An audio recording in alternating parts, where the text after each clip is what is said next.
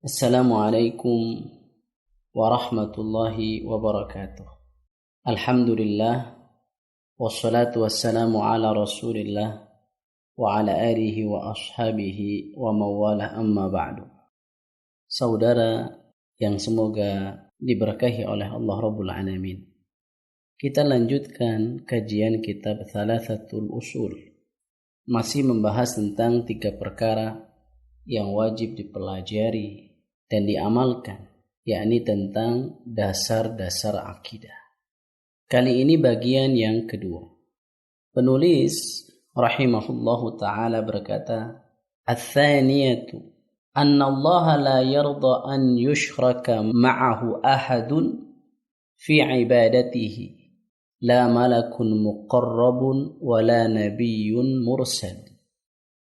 Artinya, bahwa di antara perkara yang wajib kita ketahui, Allah Subhanahu wa ta'ala tidak ridha disekutukan dengan sesuatu apapun dalam ibadah kepadanya. Tidak dengan malaikat yang dekat, tidak pula dengan seorang nabi yang menjadi rasul. Dari kalimat penulis di atas ada beberapa faidah yang ingin saya sampaikan. Yang pertama, perkataan penulis, "Annallaha la yarda an yushraka ma'ahu ahadun fi ibadatihi." Bahwasanya Allah tidak ridha disekutukan dengan seorang pun dalam beribadah kepadanya. Sahabat sekalian, pada poin pertama kita sudah mengetahui bahwa tujuan Allah Rabbul Alamin menciptakan kita adalah agar kita beribadah hanya kepadanya. Itu tujuan Allah menciptakan kita. Atau dengan bahasa lain, tujuan Allah menciptakan kita adalah untuk mentauhidkannya.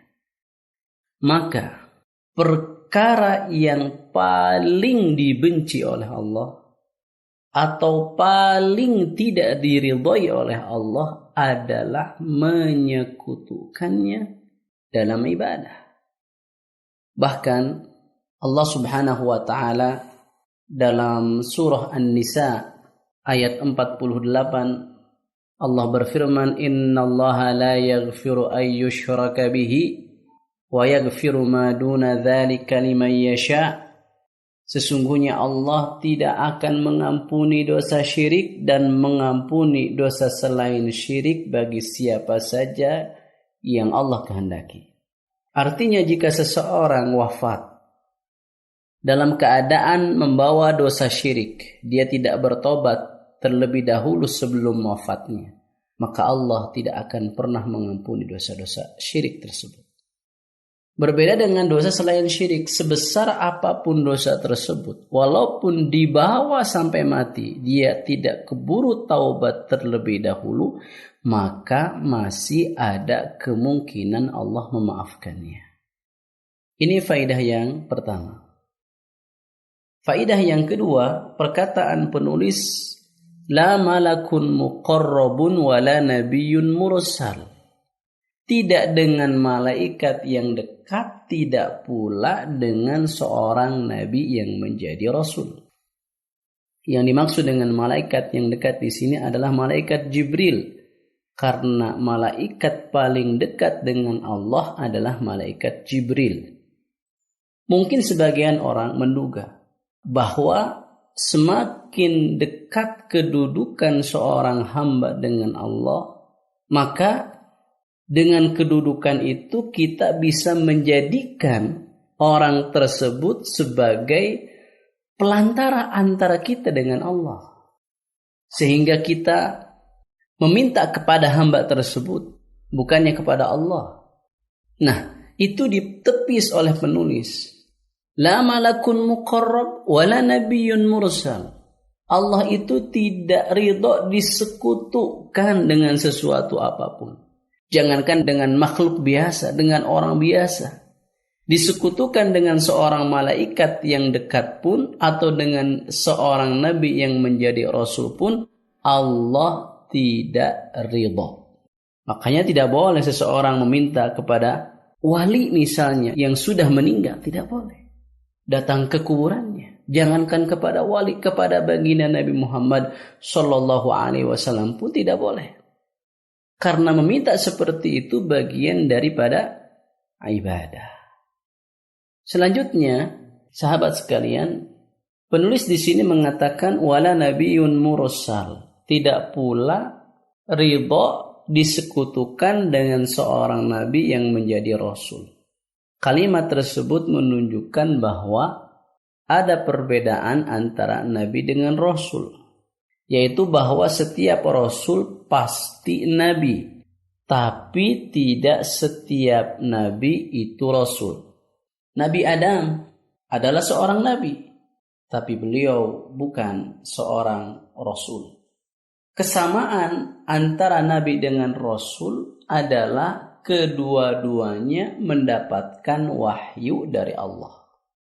Adapun perbedaannya, seorang nabi diutus kepada umat yang tidak bertentangan dengannya. Adapun seorang rasul adalah diutus kepada umat yang bertentangan dengannya. Misalnya Nabi Nuh. Nabi Nuh adalah rasul pertama, sebagaimana dijelaskan dalam hadis yang sahih. Itu diutus kepada umat yang bertentangan dengan Nabi Nuh, di mana kesyirikan pertama kali terjadi adalah di masa Nabi Nuh alaihi salam. Adapun dari zaman Nabi Adam sampai zaman Nabi Nuh atau sebelum zaman Nabi Nuh, semua orang itu berada di atas tauhid, beribadah hanya kepada Allah Subhanahu wa taala saja. Sahabat sekalian, faedah yang selanjutnya, faedah yang ketiga, penulis berkata wadalilu qauluhu ta'ala, dan dalilnya, dalil bahwasanya ibadah itu hanya diperuntukkan kepada Allah adalah firman Allah Subhanahu wa taala, wa annal masajida lillah fala tad'u ma'allahi ahada. Masjid-masjid itu hanya milik Allah, maka janganlah kalian menyembah selain Allah beserta kalian menyembah Allah. Tidak boleh. Maksudnya tidak boleh kalian menyekutukan Allah. Suatu hari Mu'adz bin Jabal radhiyallahu taala anhu, sebagaimana dijelaskan dalam hadis yang sahih diriwayatkan oleh al-Imam Al-Bukhari dan Muslim, ditanya oleh Rasul, "Ma haqqullah 'alal ibad wa ma haqqul ibadi 'ala Allah?" Apakah hak Allah yang wajib atas hambanya dan apakah hak hamba yang pasti akan Allah penuhi? Kata Mu'adz radhiyallahu taala anhu, Allahu wa rasuluhu a'lam. Allah dan Rasulnya lebih tahu.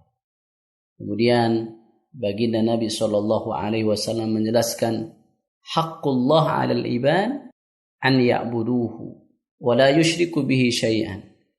Hak Allah yang wajib atas hambanya bahwasanya mereka beribadah hanya kepada Allah dan tidak menyekutukannya. Wa haqqul ibadi 'ala Allah, adapun hak hamba yang pasti akan Allah penuhi, an la yu'adziba man la yusyriku bihi syai'an. Allah tidak akan menyiksa orang yang tidak menyekutukan Allah sedikit pun. Jadi kesimpulannya dari poin yang kedua ini adalah pertama, menetapkan tauhid uluhiyah. Tauhid uluhiyah itu adalah bahwa kita tidak beribadah kecuali hanya kepada Allah saja. Kesimpulan yang kedua bahwa dosa yang paling dibenci oleh Allah Rabbul Alamin adalah syirik atau menyekutukan Allah. Kesimpulan yang ketiga adalah Allah tidak ridha disekutukan dengan sesuatu apapun, walaupun dengan seorang malaikat yang sangat dekat, yaitu malaikat Jibril. Demikian pula dengan seorang nabi yang menjadi rasul. Apalagi Allah disekutukan dengan makhluk-makhluk yang lain yang secara derajat lebih rendah. Termasuk Allah tidak ridha disekutukan dengan para wali, sebagaimana yang dilakukan oleh sebagian orang, datang ke kuburan para wali lalu minta kepada para wali, beristighatsah kepada para wali, bertawassul kepada para wali, dan seterusnya. Maksudnya para wali yang sudah meninggal. Sahabat sekalian yang dimuliakan oleh Allah Rabbul Alamin, inilah poin yang kedua dari 3 perkara yang wajib dipelajari dan diamalkan. Semoga apa yang saya sampaikan ini bisa difahami dengan baik dan bermanfaat. Akhukum fillah Abu Sumayyah Beni Serbeni. Wassalamualaikum warahmatullahi